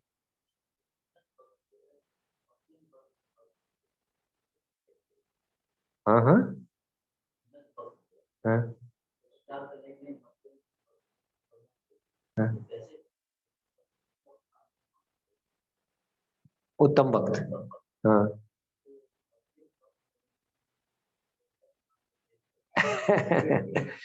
बहुत अच्छा प्रश्न है। जो उत्तम अधिकारी महाभागवत है, उसका दृष्टि कुछ निराला है, हम नहीं समझ पाएंगे। वो दृष्टि निराला है, उसका क्या है ना, वो अपने हृदय में किसको देखता है? कृष्ण को। प्रेमांजन चुरित भक्ति विलोचने संत सदैव हृदयेषु विलोकयन्ति यम श्याम सुंदर। श्याम सुंदर को ही देखता है, जो अंदर वो देख रहा है क्या? कृष्ण को। तो उसको बाहर क्या दिखाई देगा? कृष्ण ही दिखाई देंगे। जैसे एक कामी व्यक्ति है, अंदर उसके अंदर क्या है? काम है। बाहर भी जो भी कुछ देखा चीज, जो भी चीज देखा उसमें उसको क्या दिखाई देगा? काम ही दिखाई। जंगल देखेगा, काम ही दिखाई देगा उसको। तो ये आचार्य लोग वर्णन करते हैं, ये उत्तम अधिकारी का दृष्टि रहता है, प्रेम दृष्टि, प्रेम प्रेम चक्षु रहते हैं उसके। तो ऐसे महाभागवत क्या है, पूरी तरह से कृष्ण कृष्ण के योग में क्या है, पूरी तरह से जुड़ा है, और रस, दिव्य भक्ति का रस का अनुभव कर रहे हैं। तो जब तक कृष्ण क्या है, इन ऐसे महाभागवत से ना, कृष्ण अपना क्या है, योजना इस जगत में क्या है, उनके बद्ध जीवों को क्या है, भक्ति मिले करके कृष्ण का योजना है ये। तो ऐसे उन्नत भक्त का, उसका जो ऐसा प्रेम दृष्टि है, वो कृष्ण क्या है, वो संतुलन बिगाड़ देते हैं, ताकि वो मध्यम स्तर पे आकर बाद में भेद कर गए। तो कृष्ण, ये कृष्ण के अंतर्गत होता है ये, और ये हम जान नहीं पाएंगे कैसा होता है ये। ठीक है, लेकिन होता है ये ऐसा। हम्म हम्म। ठीक है, ठीक है। और किसी का प्रश्न?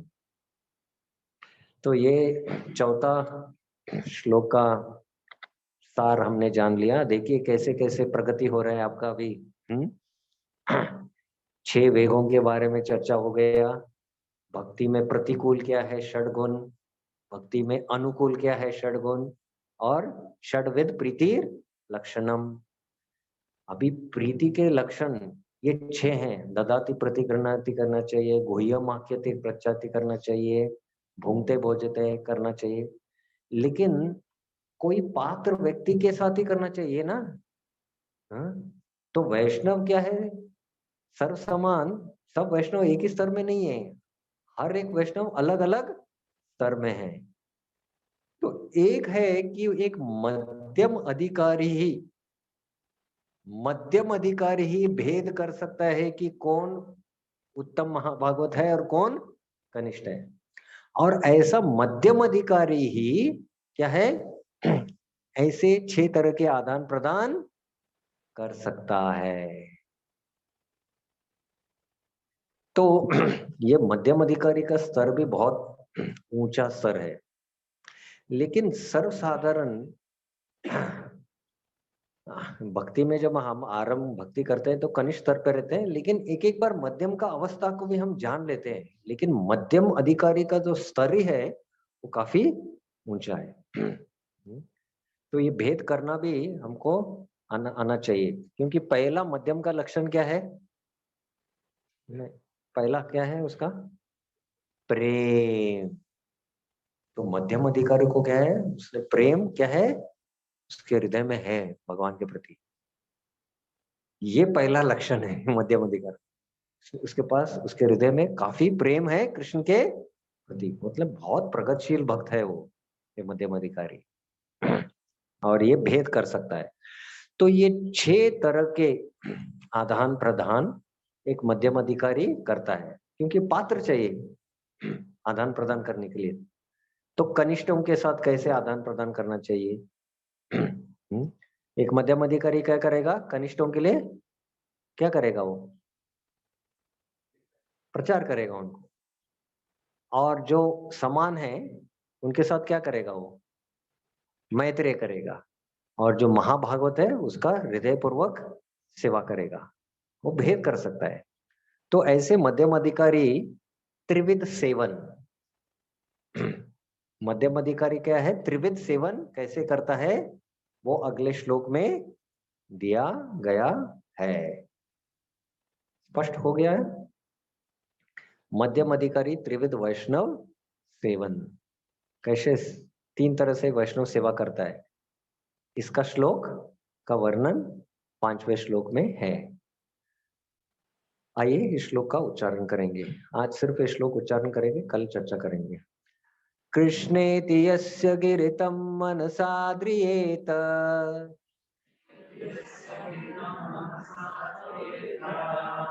दीक्षास्ति चेत् प्रणतभीष्मजन्तमीशम्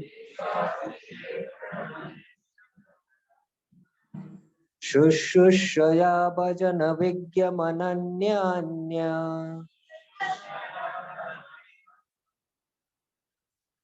निन्दादिशून्य हृदयमीप्सित संगलब्ध्या।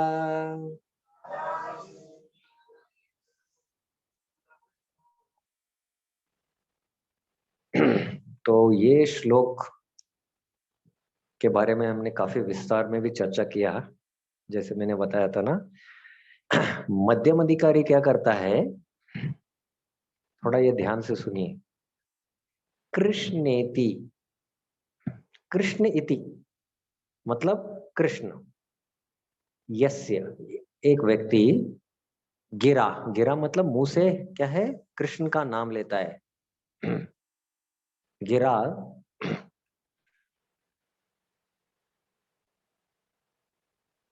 तम मनसाद्रिएत, मतलब अगर कोई व्यक्ति कृष्ण का नाम लेता है अपने मुख से, तो मध्यम अधिकारी क्या करता है, क्या करता है, हाथ उठा के बताए थोड़ा, ये थोड़ा बहुत ही महत्वपूर्ण है ये प्रचार नहीं का। इधर श्लोक में क्या बताया, हाँ मतलब आदर करता है, कैसा करता है, मन में, मन में आदर करता है। क्यों आदर करता है भाई मन में उसको, हाँ तो भगवान का नाम लिए तो क्या, क्यों आदर करना चाहिए, स्पष्ट करेक्ट है आपका उत्तर, करेक्ट है। हाँ तो अभी मैं आपका प्रश्न पूछता हूँ। बाहर कोई एक व्यक्ति है, कोई तो दुकान है इधर, मंदिर के सामने दुकान है, वो तो क्या है कंठी माला नहीं पहनता है, तिलक नहीं है, वो जप भी नहीं करता है, लेकिन वो हरे कृष्णा बोलता है। वो हरे कृष्णा बोलता है, एक बार बोल देता है, तो जो मध्यम अधिकारी है वो क्या करता है, बोलिए आप अभी।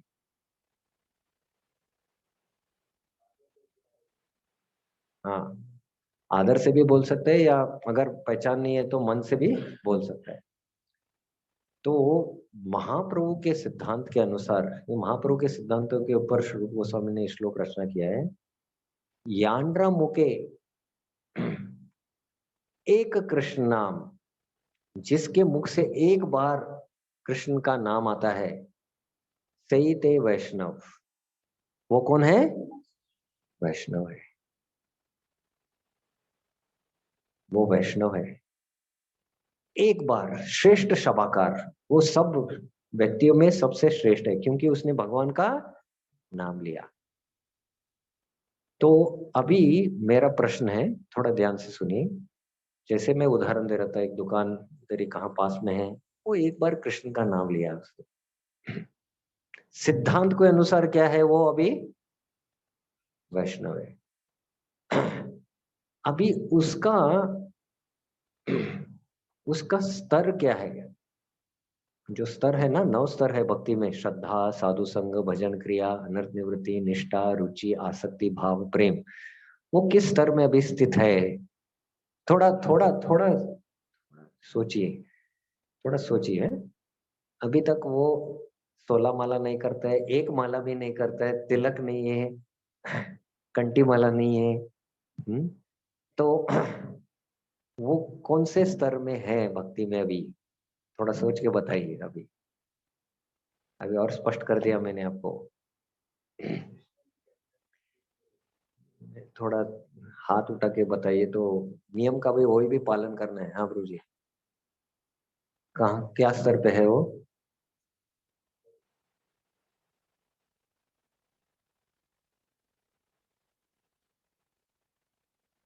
हाँ प्रभु जी। तो वो नवा नवा उनके कॉन्सेप्ट हाँ, कौन से स्तर पर है वो? भजन क्रिया में है? वाह रे वाह।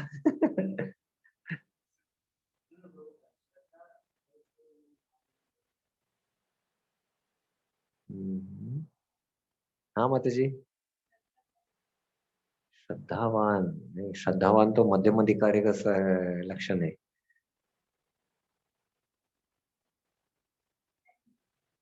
अज्ञानी नहीं, वो तो वैष्णव है। साधु संग, देखिए, वो अज्ञात सुकृति के स्तर पर है। उसको क्या है, भक्ति का सुकृति अर्जन कर रहे हैं वो। श्रद्धा है उसमें थोड़ा, लेकिन सुकृति, भगवान का नाम ले रहे हैं ना, सुकृतिवान है ना वो। तो अज्ञात सुकृति है अभी, इसलिए भक्त को देखता है, वो पहचानता है कि ये भक्त है, और भक्त को देखते ही उसको किसका स्मरण होता है? कृष्ण का। इसलिए वो हरे, अरे अब हरे कृष्ण वाले, हरे कृष्ण बोलता है वो। तो ये भगवान का नाम ले रहा है, उसका सुकृति का पूंजी क्या हो रहा है? बढ़ रहा है। तो ऐसा सुकृति का पूंजी बढ़ते बढ़ते बढ़ते अनेक जन्म तक, या अनेक करोड़ों सालों तक, या पता नहीं, या इस जीवन में, वो क्या है, श्रद्धा के रूप में परिवर्तित हो जाएगा, जहां वो भक्तों के संग में आके भगवत गीता और गीता रामायण सुन के क्या है, भक्ति के मार्ग में क्या है, अग्रसर हो जाता है। वो श्रद्धा से पहले के स्तरों में है। अभी हम सब भी ना, हम हमारा श्रद्धा पूरी तरह से भी परिपक्व नहीं है। जब श्रद्धा पूरी तरह से परिपक्व हो जाएगा, तभी क्या है, सर्वधर्मान परित्यज्य, सब कुछ त्याग देंगे, और पूरी तरह से क्या है, भजन में 24 घंटे लगेंगे। तो हम भी श्रद्धा का अर्जन कर रहे हैं भक्तों के संग में। तो वो अलग अलग एक स्तर का चर्चा है ये। लेकिन ये क्या है, ये उससे भी पहले है। अज्ञात सुकृति अर्जन कर रहा है। क्योंकि अगर उसका श्रद्धा होता तो हर रोज मंदिर रहेगा, जप करेगा ना वो। अभी उतना श्रद्धा बढ़ा है नहीं उसका। और हमारा अभी कनिष्ठ श्रद्धा है। जब हम शास्त्र का ज्ञान अर्जन करेंगे, हमारा श्रद्धा दृढ़ हो जाएगा, तब हम क्या है, श्रद्धावान बनेंगे। जैसे बताया गया, श्रद्धावान, मध्यम अधिकारी, तब पूरी तरह से भजन में लगेंगे। क्योंकि महाप्रभु के अनुसार जो मध्यम अधिकारी है, निरंतर नाम लो है। क्या है वो? हर समय भगवान का नाम लेता है, निरंतर उसको नाम में बहुत रुचि है। तो ये व्यक्ति जो कृष्णेति यस्य गिरितम मनसाद्रे, कृष्ण, एक मुख से एक बार कृष्ण का नाम लेता है, वो कौन है? वैष्णव है। तो अभी देखिए, हमारा थोड़ा खुल जाना चाहिए अंदर का ट्यूबलाइट। हम सोचना चाहिए कि कितना वैष्णव है अभी। तो प्रचार मतलब क्या है कि ऐसे जो जिनका अज्ञात सुकृति हो रहा है, इनको क्या है, कैसे हम क्या है, जब हम उनके संपर्क में आते हैं, कैसे उनको और ज्यादा अज्ञात सुकृति दिए, ताकि वो अज्ञात सुकृति जल्दी से जल्दी श्रद्धा में परिवर्तित हो जाए और भक्तों के संग में आके वो क्या है, श्रवण कीर्तन करे और भक्ति का मार्ग को अपनाए। ये हमारा कर्तव्य है। स्पष्ट हो गया? तो मध्यम अधिकारी ये पहचान लेता है कि जो भी एक बार कृष्ण का नाम लेता है वो वैष्णव है, और उसको सम्मान करता है वो। मनस आदरी, आदर, आदर मतलब आदर करना। तो अगर वो आदर नहीं करता तो क्या हो जाता है, बोलिए? अपराध हो जाता है, अपराध हो जाता है। तो मध्यम अधिकारी ये सब विषय जानता है।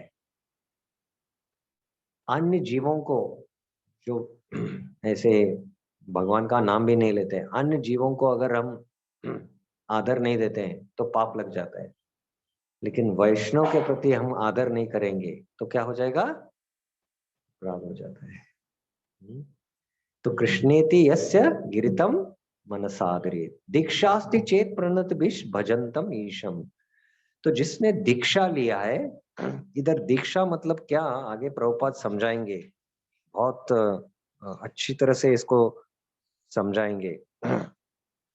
दिव्य ज्ञानम यतो दद्यात कुर्यात पापस्य संकशम, आगे श्लोक में है। दीक्षा मतलब क्या? दिव्य ज्ञान। और विशेषता इधर तो दीक्षा का वर्णन है, ये मंत्र दीक्षा का वर्णन है।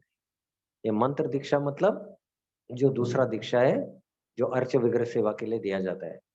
ये मंत्र दीक्षा हमको दिया जाता है ताकि हम हमारा जो शरीर और मन बहुत ही प्रदूषित है, तो अर्च विग्रह का सेवा करने से रज और तमोगुण के प्रभाव से हम उठ के सत्गुण में आ सकते हैं, ताकि हम हरे कृष्ण महामंत्र एकाग्र मन से जप कर सकते हैं। हमारा मूल उद्धार करेगा कौन सा? हरे कृष्ण महामंत्र। लेकिन एक मंत्र दीक्षा, पहला दीक्षा जिसको हरिनाम दीक्षा करके प्रभुपाद ने वो स्थापित किया, दूसरा दीक्षा को ही क्या है, मंत्र दीक्षा कहते हैं। मंत्र दीक्षा क्यों दिया जाता है? अर्च विग्रह का सेवा करने के लिए, ताकि हमारा शरीर और मन शुद्ध हो जाए, रज और तम कलमश से उठ के सतगुण में स्थित हो जाए, और सतगुण में क्या है, बैठकर हम एकाग्र मन से जप करें करके। तो इसलिए मंत्र दीक्षा देता है। तो जो ऐसे भजनतम ईशम, जो भजन में निरंतर भजन ले रहा है, वो मध्यम अधिकारी है। उसको हमको आदर करना चाहिए अच्छी तरह से। प्रणति भी, प्रणाम करना चाहिए उनको। प्रणति में मतलब प्रणाम करना चाहिए। और शुश्रूषया भजन विज्ञम अनन्यम, जो अनन्य भक्ति कर रहा है और भगवत भजन में पूरी तरह से विज्ञ है, वो मतलब महाभागवत। क्या? जिसका हृदय अन्य निंदादि, दूसरों का निंदा करने में शून्य हृदयम, उसका हृदय पूरी तरह से क्या है, शुद्ध है। इप्सित संग लब्धवा, जो मध्यम अधिकारी है वो बहुत लालायित रहता है, बहुत लोभी रहता है ऐसे संग को प्राप्त करने के लिए। तो इधर मध्यम अधिकारी कैसे त्रिविध वैष्णव सेवा करता है वर्णन हुआ है इस श्लोक में। जो एक बार कृष्ण का नाम लेता है, ये मध्यम अधिकारी क्या करता है, कैसे करता है आदर, मनसाद्रित। जो ईश भजनतम, जो भजन में बहुत परिपक्व है, निरंतर भगवान का नाम लेता है, तो ये मध्यम अधिकारी कैसे उसका सेवा करता है। नहीं, प्रणत भी, प्रणाम करता है। और जो शुद्ध वैष्णव है, भजनतम विज्ञम, अनन्य अनन्य भक्ति में पूरी तरह से लगा है और उसका हृदय बहुत ही शुद्ध है, किसी का निंदा नहीं करता है, ऐसे महाभागवत का ये मध्यम अधिकारी कैसे सेवा करता है, कैसे, हाँ, नहीं, इप्सित संग लब्ध्वा, वो बहुत लालायित रहता है वैसे भक्त का संग करने। क्योंकि मध्यम अधिकारी को उत्तम अधिकारी बनना है तो उसको उत्तम अधिकारी का संग करना पड़ेगा। तो ऐसे मध्यम अधिकारी त्रिविध वैष्णव सेवन करता है। स्पष्ट हो गया ये श्लोक, स्पष्ट हो गया, हाँ या ना हाँ प्रभु जी बोलिए, कुछ प्रश्न है आपको प्रभु जी, स्पष्ट हो गया। हाँ। तो इस श्लोक का अभी चर्चा जो है तात्पर्य कल से हम चर्चा करेंगे। श्री उपदेशामृत की जय, श्रील प्रभुपाद की जय, गौर प्रेमानंदी, हरि हरि बोल।